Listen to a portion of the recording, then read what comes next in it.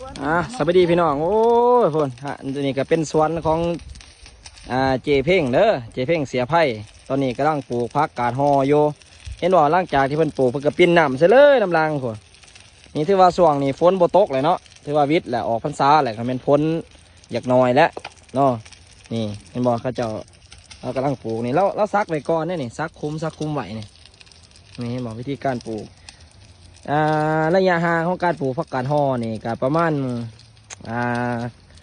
เดี๋ยวประมาณคืบป้ายเนาะ2 คืบประมาณ2 คืบเด้อเพราะว่าเวลาถามันใหญ่เนาะเวลามันใหญ่มากเลยใบมันจะอึบกันถามันอึบลายเลยปักมันเน่าเนาะกาบมันเน่ามันเพื่อยังไงเขาเพื่อไหวไปซะเพื่อไหวเนาะพอหัวมันใหญ่ได้พักนี่มันบอกพักของปอมเรากำลังเคี้ยวงามอยู่ได้นี่เนี่ยมาพักของปอมมามือก้อนนั้นกำลังปลูก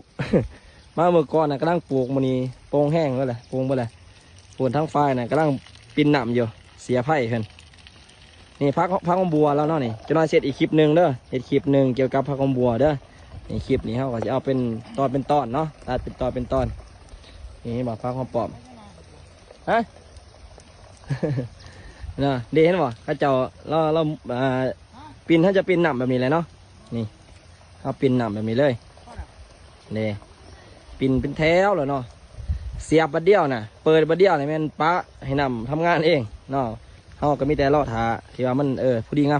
งามนะเขาจะคอยปิดหนำเนาะนี่เห็นบ่แมนเบิร์ดเลยปลาของปอมนี่เนาะเจ้าหน้าขอซิมีอีกคลิปหนึ่งที่จะมาให้ข้อมูลเกี่ยวกับปลาของปอมเด้อเป็นยังขอจังมักแนะนำเรื่องปลาของปอมร้ายก็คือ1มาเห็นปลาของปอมนี่โอกาสลุบบ่ร้ายเนาะถ้าโอกาสได้มันได้ร้ายเนาะได้ร้ายแล้วก็เป็นพักที่ว่าเขาได้ลงตลาดนะเขากินประจำเลยเนาะเขากินประจำได้ใส่ประจำเป็นห้างต่างๆนี่ห้างกินดื่มห้างบุฟเฟ่เนาะในเมืองว่าจะเขานำเขาไปในเมืองเลยเนาะพอบ้านนอกเขานี่เขาจะส่วนไรกับปลูกเองแน่กินเองแน่เนาะบางเทื่อกับซื้อคือกันยามใดมันบ่ทันเนาะเขาบ่ได้ปลูกพอได้บ่ได้ปลูกแม่นซื้อมูกินคือกันเนาะคนที่เป็นในบ้านเขาเองนะเรียกว่ากับคอกันฮะ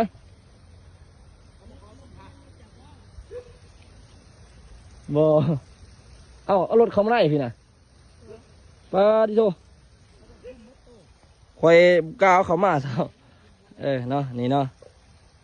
ผักงามนี่เด้อทุกคนเด้อมาฝากมาต่อกันเด้อถ้าเห็นในว่าคลิปนี้มีเนื้อหามีสาระก็ฝากกันเด้อทุกคนเด้อเป็นกำลังใจให้กันในการที่คลิปต่อหน้าเนาะจะน้อยซีเห็ดอีกคลิปหนึ่งเกี่ยวกับการเห็ดผักของปอมไปแล้วเนาะซีเน้นผักของปอมให้หลายๆเนาะทุกคนเนาะ